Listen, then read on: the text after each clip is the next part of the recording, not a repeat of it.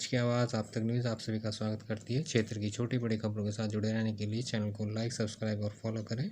आज विकासनगर कांग्रेस कमेटी ने किया विकासनगर स्थित शहीद स्मारक पर जम्मू कश्मीर में शहीद हुए भारत के 9 वीर सपूतों को नमन और शहीद स्मारक पर पुष्प चढ़ाकर उनको की श्रद्धांजलि अर्पित और रखा 2 मिनट का मौन।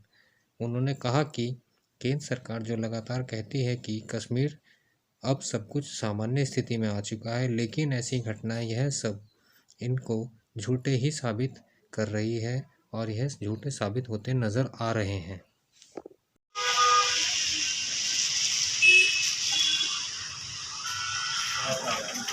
भारत माता की जय। भारत माता की जय। देश के शहीद भारत माता की जय। भारत कश्मीर के अंदर 9 हमारे सैनिकों की शहादत हो गई है। इस देश के बहादुर जवानों की शहादत हो गई है आम लोगों की रक्षा करते हुए। आज उन सैनिकों को यहाँ पर शहीद स्थल पर कांग्रेस के सभी साथियों ने श्रद्धांजलि दी है, अपने श्रद्धा सुमन अर्पित किए हैं, उनकी श्रद्धांजलि देते हुए मौन रखा है। जैसे कि उत्तराखंड के यहाँ के जो हमारे जो जवान हैं यहाँ पर शहीद हो रहे हैं, इसके बारे में आपका क्या कहना है? उत्तराखंड के लोगों का हमेशा जज्बा देश की सेवा के लिए रहा है और लगातार हजारों लोग इस देश के लिए उन्होंने अपनी जान कुर्बान कर दी है। उत्तराखंड के हमारे सैनिकों ने, हमारे परिवार के बच्चों ने।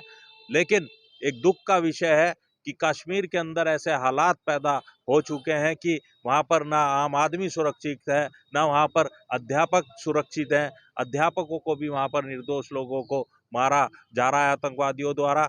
और लगातार केंद्र सरकार दावा करती है कि कश्मीर में सब सामान्य है, लगातार दावा करती थी कि एक सर के बदले 10 सर लाएंगे, लगातार दावा करती आंखों में आंखें डाल के बात करेंगे, लेकिन सारे दावे आज खोखले साबित हो रहे हैं और उसका नुकसान हमारे उत्तराखंड के नौजवानों को उठाना पड़ रहा है, उन परिवारों को उठाना पड़ रहा है जो वहाँ पर रक्षा करने के लिए अपनी ड्यूटी दे रहे हैं। अब सरकार ये कड़ा कदम उठाए और एक तरफा फैसला लेने की जरूरत है। जो वादा उन्होंने उत्तराखंड की जनता से किया था उसको निभाने की जरूरत है।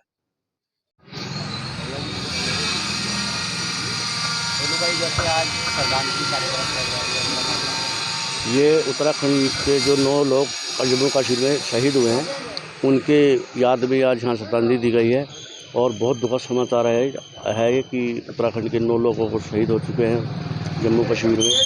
केंद्र सरकार को इस बारे में सोचना चाहिए कि जो हादसा आज की डेट में जम्मू कश्मीर में हो रहा है उसको कैसे कंट्रोल करें। जैसे कि सरकार जो केंद्र सरकार कह रही है कि वहाँ पर ऑल आउट जो अभी जो अभियान भी चलाया गया विगत में और कश्मीर के अंदर सुख शांति है, आप जो है कांग्रेस पार्टी होने के नाते, कांग्रेस के कार्यकर्ता होने के नाते आप इसको किस दृष्टि से देखते हैं? हम तो ये देखते हैं कि केंद्र सरकार बिल्कुल नाकाम है इसमें। सारे उसके जो वादे हैं जो उसने बोला है तो एक सर के बदले 10 सर लाने का, सब झूठे साबित हो रहे हैं। हमारे उत्तराखंड के लोग शहीद हो रहे हैं, उसमें कोई इशू नहीं कर रही है केंद्र सरकार में वो इसमें दबाव डालकर कुछ ना कुछ करना चाहिए। आपका नाम और पद? मेरा हरीश ग्रोवर है, मैं जिला उपाध्यक्ष हूँ पछवा दूर।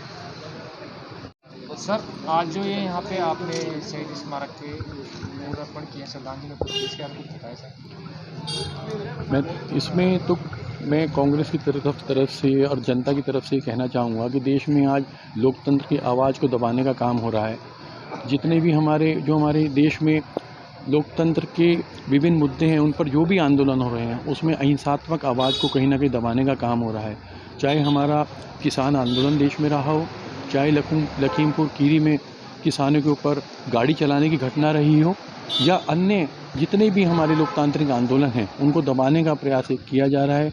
शहीदों ने जो कुर्बानी देके भारत को आज़ाद कराया था, आज उस मूल भावनाओं को कुचलने का प्रयास हो रहा है, भारत के संविधान को कुचलने का प्रयास हो रहा है।